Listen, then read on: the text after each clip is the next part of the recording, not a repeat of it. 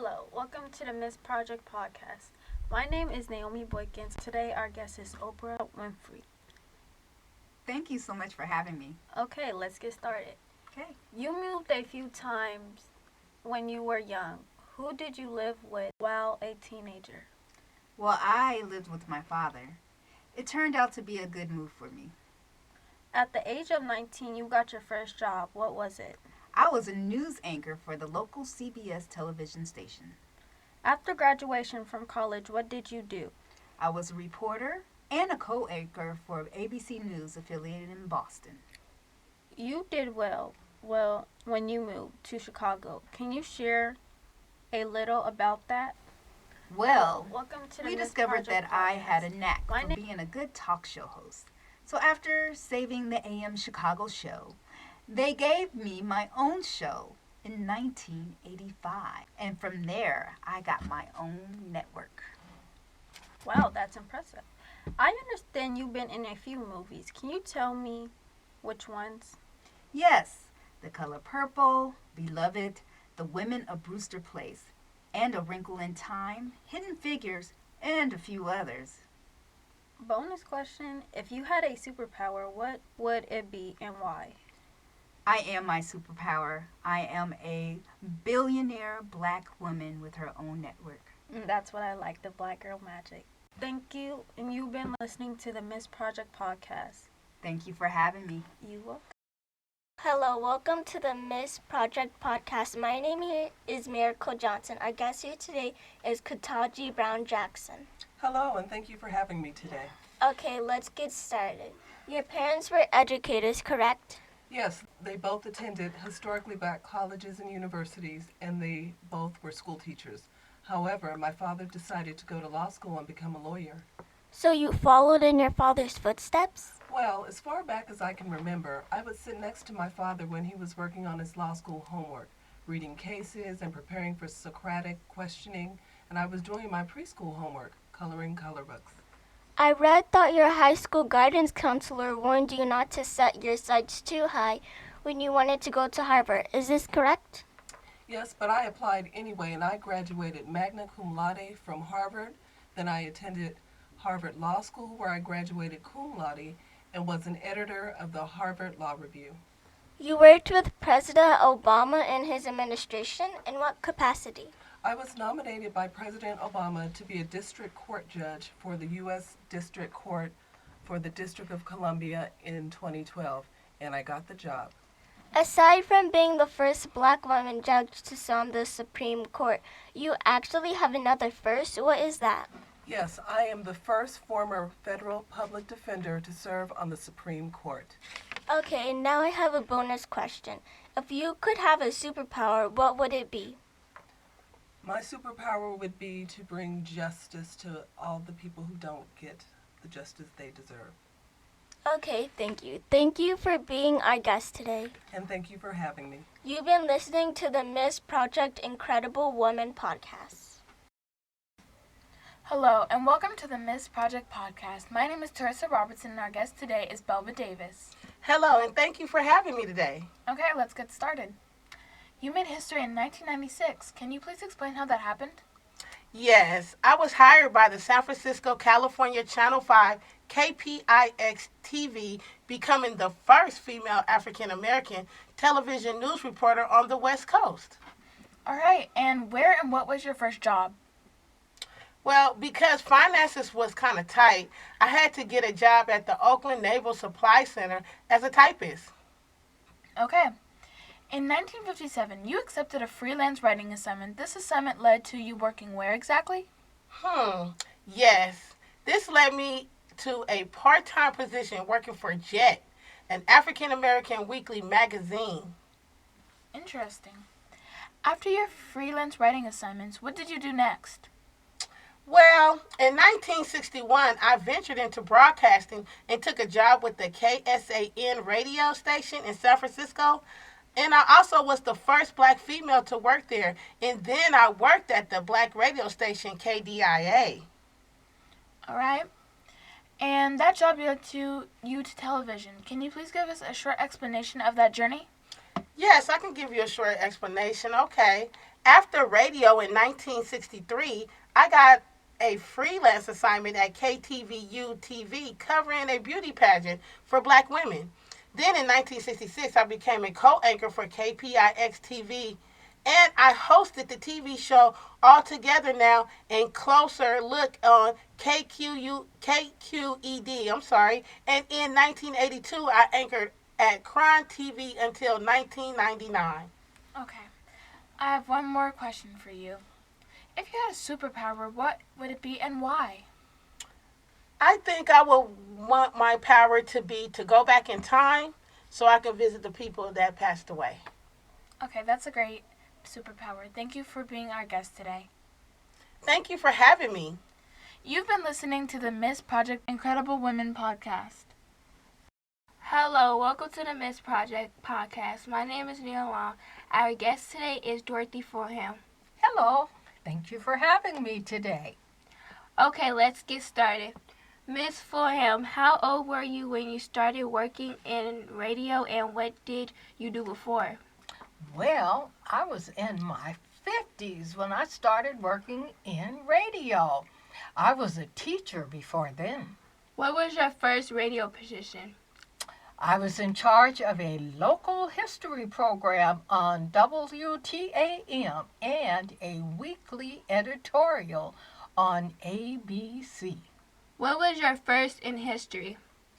When Channel 5 WEWS-TV, Cleveland's first commercial television station, asked me to be their nightly newscaster on December 17, 1947, I became television's first female news anchor and possibly the first female television news commentator. Congratulations. You started out as a school teacher and then lectured. What were some of the topics? I traveled the world interviewing figures such as Mussolini and Hitler prior to World War II. They were the topic of some of my lectures. So after anchoring at WEWS for 10 years, you co-host the 1 o'clock club afternoon show. Did you ever have any interesting guests? Yes, there was Helen Keller, Bob Hope, and Jimmy Hoffa, Albert Einstein, Dr. Martin Luther King Jr., Madam Chiang Kai-shek, the Duke of Windsor, and each United States president from Franklin D. Roosevelt to Ronald Reagan. We have a bonus question for you. If you had a superpower, what would it be and why? I would like to be invisible so that I could just help folks and they don't even know I'm there. Thank you for being our guest today.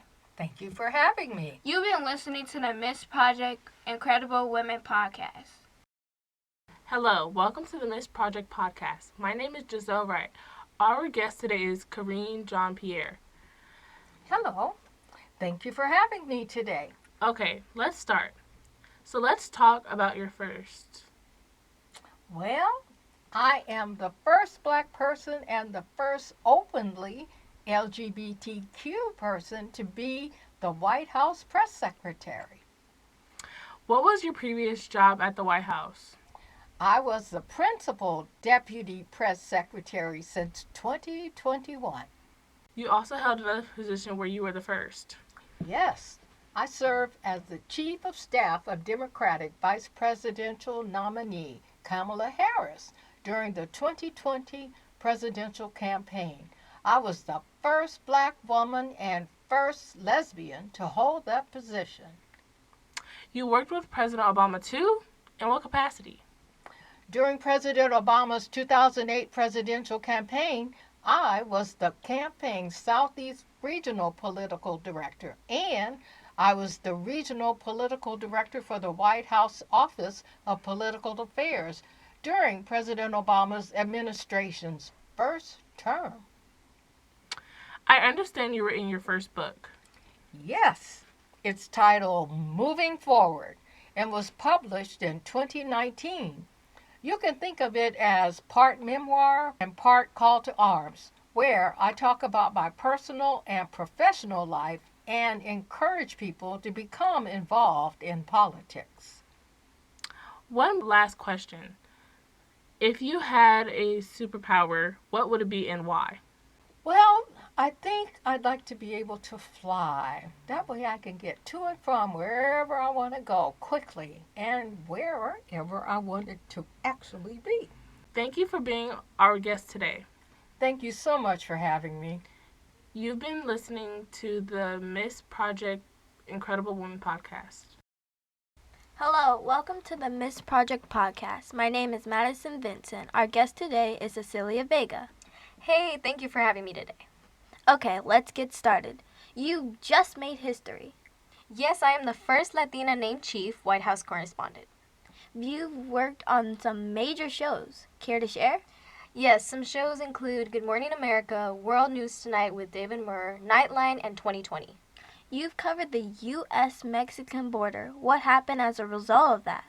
It actually pushed the administration to answer tough questions about the influx of migrants, children in detention facilities, and separated families. You also reported during Mr. Trump's administration. How was that?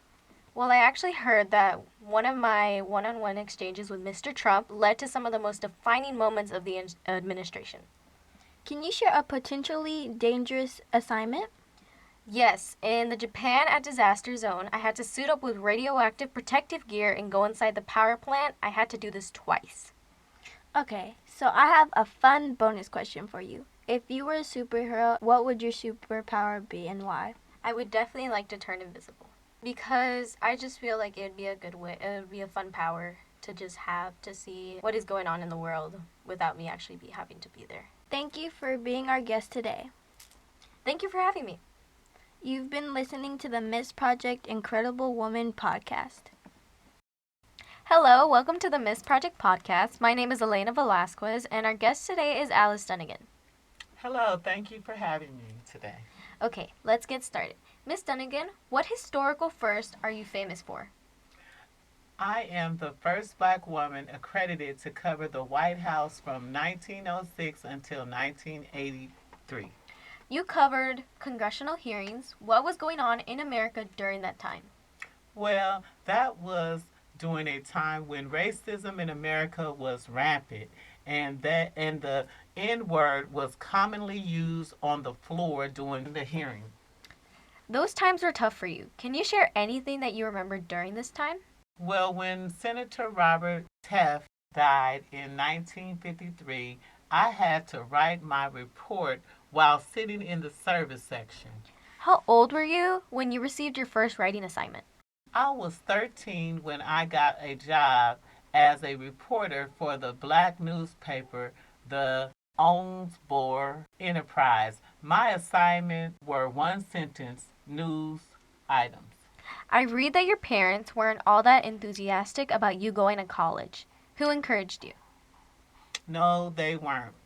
But my Sunday school teacher saw that I had promise and she convinced me to, and I attended Kentucky Normal and Industrial Institute, now known as Kentucky State. I became a teacher and then went on to report for the White House. And now I have one last question. It's a bonus. If you had a superpower, what would it be and why? To change the discrimination and racism in reporting and the world. Thank you for being our guest today. Thank you for having me. You've been listening to the Miss Project Incredible Woman podcast.